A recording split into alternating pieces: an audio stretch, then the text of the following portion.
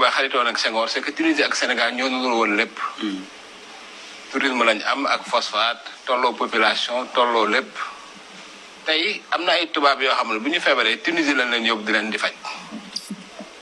li ñu war a jàngat ci affaire bi mooy war nañoo góorgóorlu aussi waaw lañ koy woowee léegi war nañoo góorgóorlu aussi relever suñu plateau médical bi et puis Covid bi aussi jël xaalis bu takku. def ko suñu hôpitaux yi defar ko relever parce que liy ndam dëgg. mooy Sénégalais boo feebaree ñu faj la biir Sénégal. xam man je suis très gêné chaque fois bu yenn autorité sénégalais yi di dem di faju ji France.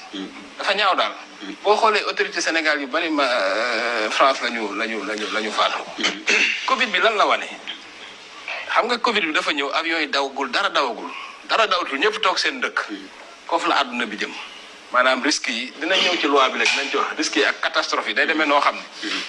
faaw ku ne da nga toog sa dëkk ngay dund ak ngay dee. loolu nag bu ñu ko xamee dañ defee hôpitaux yu baax. parce que dina toll foo xam ne képp ku fi feebar boo xam ne nu ñu koo faj ci réew mi da ngay dee. donc mieux vaut ñu jël xaalis bi nga xam ne moom la ñuy jël di ko fajoo ji à l'étranger def ko fii hôpitaux yu baax muy faj ni Cheikh ma may la nga nuyoo parce que dafa am yàgg maa xam fu ngeen di fekkante ci waxtaan wi couvre-feu bi ñoom la mais yéen a yor travaux yi te yéen ñaar yooyu la ñu jiiñ jafe-jafe yi nga xam ne ñu ngi koy dund jamono ji Cheikh Tidiane Thiam Ageroute bismillah. waaw salaamaaleykum Der ñu ngi leen di sant di leen gërëm si occasion bi ngeen ñu may aussi ñu ñëw chaque fois ak population yi ñoom la ñuy liggéeyal pour ñëw mën a expliquer fi ñu toll ak gàllankoor yi ñu am yëpp tamit mën a expliquer li ñu dem problème yi ñu am lan moo koy jur donc maa ngi ciy profité di nuyu ñi si plateau bi ñëpp dama fekkoon naa la dernière fois aussi di ma saw aussi Sénégalais yi parce que coono yu bëri na adduna bi xaw na jaxasoo na bu bëri lu si bëri Covid bi la ñu ngi ñaan yàlla def ci saafara lu gaaw parce que nekk na loo xam ne instant bi gis nañu dépassé na ñëpp dépassé na structure yëpp te kenn xamul foo koy jooyee moo tax ñuy ñaan yàlla gaaw teggeen ñu ko Sénégalais itam ñi nga xam ne ñàkk nañ seen i mbokk ñi nga xam ne ñàkk nañ seen i jegeñaal itam yàlla may leen xolu muñ yàlla suturaal ñu gaaw génne ñu ci lii ba ñu mën a jublu si kanam ci liggéey bi da nga wax lu am solo kon ñu sensibiliser rek fàttali masque yi Pierre da Silva xawma yaa ngi des ci Cheikh Thiam mais grawul masque rek raxasu loxo yi laa bëggoon fàttali rek voilà masque yi ñuy takk te tamit di utiliser yi nga xam ne mooy tax loxo yi set dafa baax bu baaxee ñu koy waxit ma seede rapidement lu ma fekkee gendarme yi ak policiers yi jamono couvre-feu bi ñi ngi dimbali ñu bëri ñu tardé ci yoon bi pour ñu ñibbi buntu Pikine la ma fekk wàcc ci liggéey bi mais ñoom ñooy arrêté nit ñi di la laaj ay maman yu taxaw xam naa ndeysaan kii bi da leen a bett dañ lay laaj foo jëm ndax côté Colobane nga jëm maire yaa ngi taxaw fu ci kii ñu ne la kaay kii wala bu dee côté bële nga jëm gendarme yee doon réglé loolu nga xam ne buñ la doon stop xëy na yow doo leen yóbbu mais bu la gendarme yi arrêté ñaan la ne la yóbbul ñu maman yi wala ñii fii côté bële nga jëm loo xam ne la tamit dañ koy rafetlu mu citoyen ni ki it police point E la ñi monté woon côté boobu Gaspard Camara malade bu fa génnee man jël naa ko yóbbul leen ko Dantec parce que ñoom mënuñu woon bouger te tamit bi ñu génnee malheureusement couvre-feu bi jot na ñu ne ma naa leen ko yóbbul Dantec ma yóbbu leen Dantec donc buy dox dafa baax tamit ñu naan ci ñoom jéego yi ñuy teg ak yi ñuy def ñu koy wax alors poñ bu njëkk bi buñ ci duggee loi bi altine bëri woon na coow trop ñu bëri jàpp ni doole gi ñu jox léegi njiitu réew mi en matière d'état d'urgence dafa bëri ba doole buur la ndax loolu yéen ñi nga xam ne yéen a yóbbu woon loi ba ca kanamu yoon ñu voté ko lu am la wala lu loi bi du wund dafa am lu làqu ci ginnaaw lu ñu xamul lu ñu yëgul pour nga leeral ñu ko ma xam bismillah. waaw merci beaucoup Der en fait dara làkkuwul ci ginnaaw loi bi dinaa ko expliquer rek ci ay termes yu simple di wax ne loi 69/29 bi nga xam ne moo doon établir état d'urgence ak état de siège loi boo la xam ne ñu ngi ko defoon ci période 68 crise 68 bu amoon crise sécuritaire dëgg am ci dëkk bi moo taxoon ñu installé loi boobu te loi bi dafa visé woon wax dëgg yàlla sécuriser nit ñi ak seen alal mais boo xoolee fu mu nekk nii mbas mi ñu jàkkantool crise sanitaire la en réalité feebar moo dugg ci dëkk bi dugg ci àdduna bi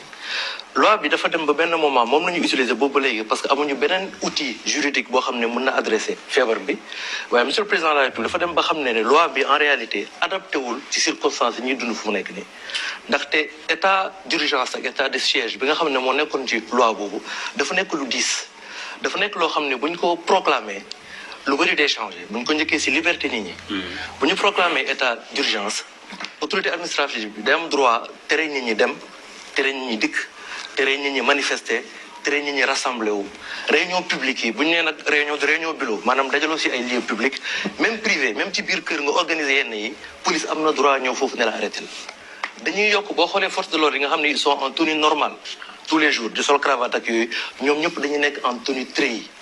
day firnde ne ñu ngi ci en position de combat fu mu nekk nii. ñu waroon dem congé ñu téye leen réquisitionné armement yi changé ndax force de l'ordre souvent bu ñu rétablir ordre grenade la ñuy utiliser ki yooyu mais bii dañ leen di jox matukaay yoo xam ne même balle réelle mën nañ ko chargé ndax li ñuy jàmmal donc moo tax jox leen yeneen prérogative si citoyens yi bu ñu jëlee par exemple perquisition dafa am nu ko loi tënkee diggante heure ak heure boo xam ne mënoo ko dugg kër jàmbur 21h 5h du matin mais loi d'urgence bu ñu ko tegee takk der yi heure bu leen neex mën nañu dugg kër ku leen neex loolu dafa bokk ci ay restrictions yoo xam ne liberté dañ ko dindi est-ce que tu vois donc ak presse bi ak médias yi bu ñu nekkee état d'urgence dëkk bi nekk ci ay jafe-jafe risque am président de la république ak autorité administrative am nañu droit surveiller contenu même médias yi presse lu mu war a publier télé dañu fa war a wax comme émission bu mel nii wala rajo wala lu mu doon même couper signal yi mën nañ ko def mu nekk yoo xam ne dafa nekk en décalage fu mu nekk nii entre bi muy xew en 62 ak 2021 bi ñu dund fu mu nekk comme amul woon leneen nag loolu lañ doon utiliser jaaree fi def couvre-feu ak limitation de déplacement monsieur le président de la République dem ba xam ne en réalité fu ñu toll si jamono catastrophe naturelle yi gën a bëri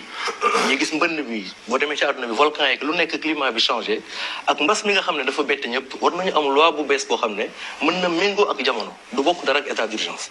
moo tax ñu ñëwaat ci loi boobu gradué ko xam nga état d'urgence bu ñu demoon ba mën a tëj dañuy jàll état de siège jël pouvoir yi jox ko armée ndax danger bi mooy toll foofu ñu ne nag feebar wax dëgg yàlla jarul militaire bu yor pistolet wala arme wala di perquisitionner kër nit wala di contrôler ay médias médecins yi la ñu soxla sapeurs yi ak ña nga xam ne ñooy protection civile moo tax loi bi ñëw ne léegi dañuy dugal la gestion des catastrophes naturelles ou sanitaires maanaam bu ñu amee jéye boo xam ne jugewul ci nit du menace boo xam ne nit moo menacé dëkk bi wala nit ñi foofu dañuy dugal loi boobu pour protéger nit ñi donc da ngay comprendre la loi 69 sur l'état d'urgence et l'état de siège elle était plus sur le plan de la sécurité nooy aaree kaaraange nit ñi mais bii c'est la protection objet yi bokkul dafa mel na nga ne policier ak sapeur-pompier donc bii dañu ne bu jotee président bu sentir ne am na feebar bu dugg wala jéye bu am tremblement de terre ñaan nañ ko yàlla wala lu munti doon loo xam ne bett nañu ça se caractérise par sa soudaineté daf ñuy bett par sa forme mun na nekk lu nekk et surtout par son ampleur président mën na jël ay décisions tout de suite dañu baar ci assemblée nationale 12 jours yi am fële nga xam ne jàpp nañ ne bu amee émeute wala dara quand même en 12 jours police ak armée war nañ ko mën a régler buñ ko mën nañu door a dem assemblée nationale mais fii bu ay kër daanu woon ay tremblement de terre am wala mbëndaam ñi ñu génn seen kër yi ñu jox président 1 mois renouvelable une fois nga xam ne day adressé problème bi directement pour mun ko régler donc on lui donne les prérogatives de prendre toutes les mesures pour faire fonctionner normalement les services de l'État mooy maanaam ñu war a am courant am ko ñu war a am ndox am ko ñu war a protéger am ko ba pare toutes les mesures yi war a tax ñu protéger Sénégalais donc boo xoolee ñi ngi dégg nag ay commentaires yu bëri ci presse bi mais malheureusement les gens sont passés complètement à côté dañu comprendre loi bi au contraire dafa assouplir ndax président mënoon na des ci état d'urgence bi continuer ko dese pouvoir yu mu am ba léegi parce que ñu bëri man xam naa ne ñi ngi commenter mais peut-être ils n'ont pas lu la loi parce que bu ñu ko riloon duñu ko wax terool mu continuer adressé problème bi mais le fait que mu dugal lii catastrophe naturelle et sanitaire mooy jël na ci ay pouvoir yu ko état d'urgence wàññi woon joxoon mu délesté wu complètement ci loolu pour mën a adresser un problème sanitaire nga xam ne médecin lañ fa soxla ak ambulancier et cetera hygiéniste mais soxlañu fa policier wala armée loolu vraiment bëgg naa mu leer mën nañ ci ñëwaat peut-être dans les détails incha allah nga xam ne loolu laaj ak tontu lay doon pour camper ko quoi bu baax Yérim est-ce que explication bi yaay na la yow waaw c'est-à-dire lii droit la malheureusement yéen seen nguur gi xamuñu ni ñuy waxee ak nit ñi te mënuñoo expliquer xam nga France dafa am lu ñuy woowee état d'urgence sanitaire maanaam dañu jëm ci état dañ ci yokk sanitaire nga xam ni bu fi ñu toll ni France mi ngi ci état d'urgence sanitaire Sénégal amul état d'urgence sanitaire couvre-feu jamono ji France 18 heures voilà état d'urgence sanitaire loolu loi France permettre na ko c'est-à-dire dañoo jóge ci sécurité yokkaat ci leneen lu jëm ci santé Sénégal amul loolu la loi 69/29 est claire ñaari affaire la am état d'urgence